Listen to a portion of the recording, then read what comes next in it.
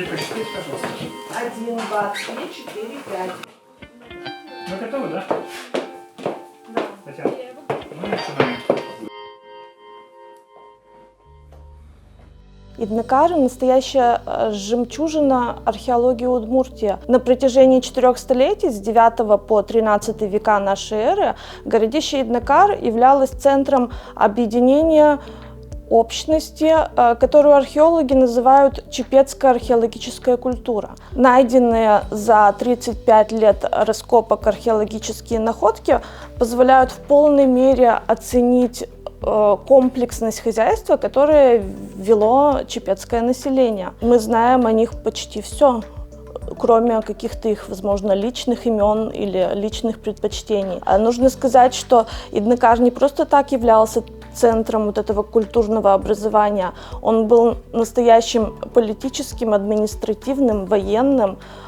В некоторой степени мы можем утверждать, что и религиозным, торговым и экономическим центром всех вот этих известных нам чепецких памятников. Иднекар был настоящим ремесленным центром округи.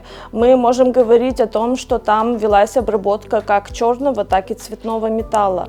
Это не только добыча и обработка железа, это использование таких сложных технологических приемов обработки цветного металла, как литье по восковой модели, литье по утраченным формам и многочисленные декоративные приемы, такие как скань и зернь. Можно часами разговаривать о том, каким уровнем мастерства должны были обладать ремесленники, работающие с сплавами цветных металлов. В наследство нам они оставили ярчайшие примеры бронзовой пластики. Это очень характерные для всего финно-угорского мира шумящие подвески. Как вы видите, они обязательно имеют железные цепочки, на концах которых бубенчики или утиные лапки. Считалось, что звон, который они издают при ходьбе женщины, он помогает отпугнуть каких-то злых сущностей, злых духов. О том, что именно на Иднекаре происходила работа с цветным металлом, мы знаем не только потому, что мы нашли там много украшений.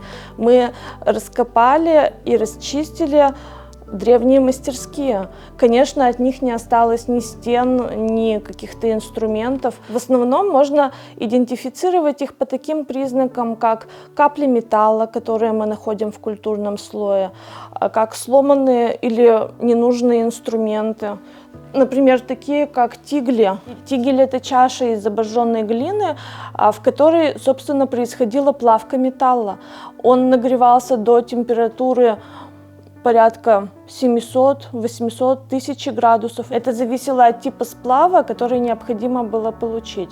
После нескольких отливок такие тигли приходили в негодность, и, естественно, мастер их выкидывал. Кроме того, мы находим не так часто, как бы нам хотелось, литейные формы.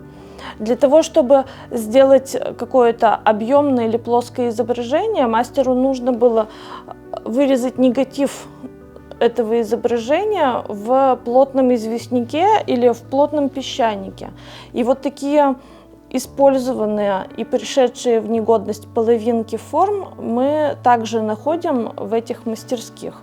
Их отличал личный подход к делу. Они не пытались слепо копировать какие-то образцы, они вносили в предметы понимание того, как выглядит их мир, как он устроен.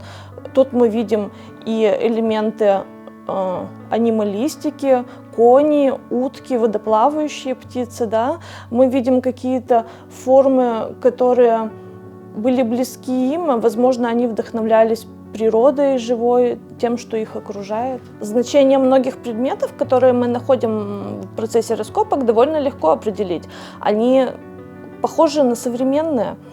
У нас есть теория, что как только древний человек или не такой древний, он доводил какой-то предмет до его идеальной формы, дальнейшее эволюционное развитие останавливалось. А вот, например, топоры, которые использовали на Иднакаре, их практически нельзя отличить от современных, разве что только они были ржавые из-за тысячелетнего пребывания в земле. А в целом форма топора остается современной. Вот, допустим, половинка клещей. Если добавить к ним вторую недостающую часть, это тоже вполне современный и легко узнаваемый инструмент любого мастера. Ножи железные, вы видите здесь два реставрированных образца. Конечно, у всех найденных нами инструментов сгнивают деревянные ручки. Но, несмотря на это, ножи и шилья, их легко узнать и легко понять, для чего они были предназначены. Мы точно знаем, что они занимались земледелием.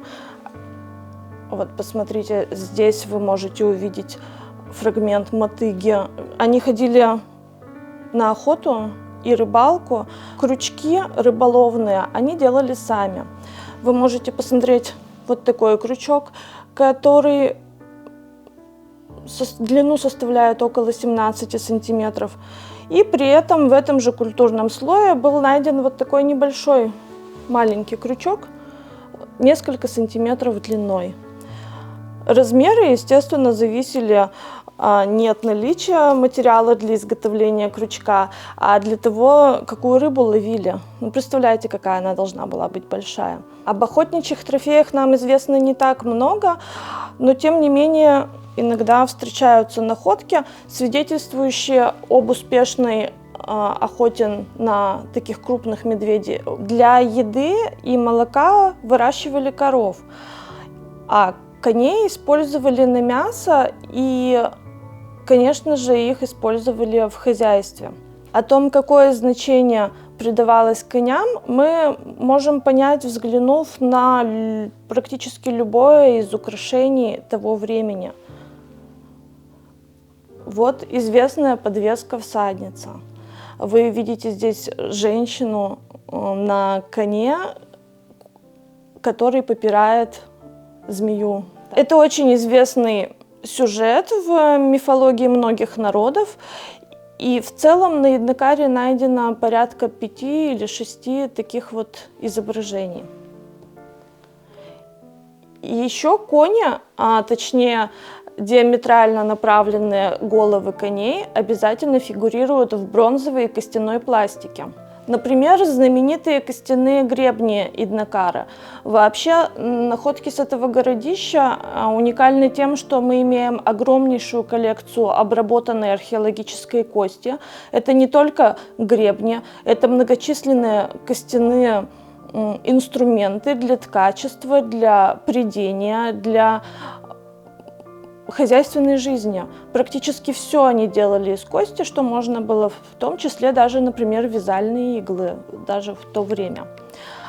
На этом гребешке вы видите как раз диаметрально направленные лошадиные головы. Они могут быть разной степени проработанности, от очень реалистичных до совсем схематичных. Вот, между прочим, именно этот сюжет, он потом нашел отражение в декоре удмуртского костюма и в конце концов перенесся даже в удмуртскую вышивку, став там 2 симметричными такими крючками. Иногда в материалах раскопок мы находим даже иностранную валюту, арабские дирхемы. Вот эти, в частности, датируются X веком нашей эры. Благодаря тому, что в это время на Востоке довольно часто сменялись правители, и каждый следующий считал необходимым чеканить новую монету, мы можем довольно точно датировать время их производства.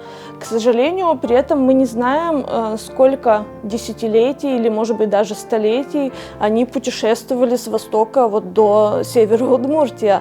Но мы определенно установили, что они были важны даже не потому, что они из серебра сделаны, они были важны как некий статусный показатель.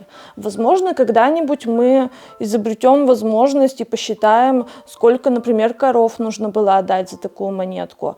Пока мы только знаем, что их использовали в нагрудных украшениях и ожерельях местных модниц, а те женщины, которым не доставалось оригинальных серебряных монет, они у местных мастеров заказывали подделки, реплики.